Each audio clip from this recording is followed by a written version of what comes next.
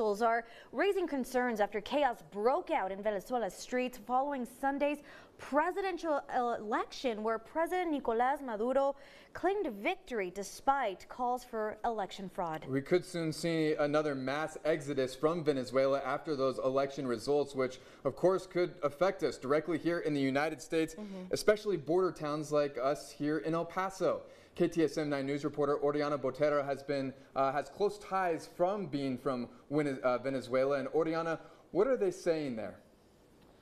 Well, Andy, Monica, this isn't the first time Venezuelans take to the streets to express their discontent with the current government. The message Venezuelans are putting out there is very clear. They have had enough, they are not scared, and the clock is ticking for Maduro. A month and more is better than 30 more years under a dictatorship. They have stolen everything from us. We deserve freedom. Scenes coming out of Venezuela mimicking an action movie.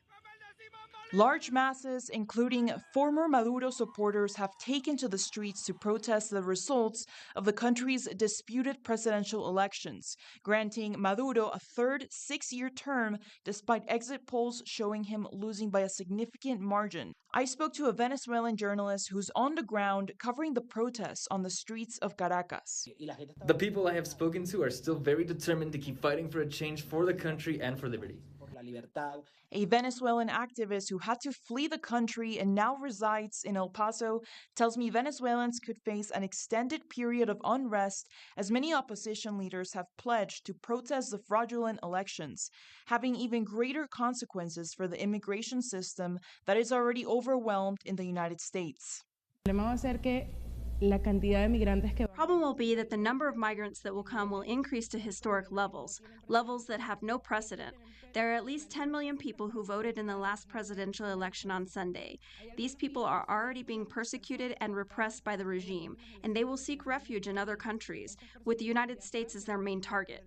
It would be approximately 10 million more people for a country that is not prepared to receive this amount of people and that is already going through a big immigration crisis. Approximately 7.7 million people have left the country, and statistics from the Department of Homeland Security show that Venezuelan nationals are among the top groups of migrants apprehended at the border. Have to know who's coming to our country and what their intentions are.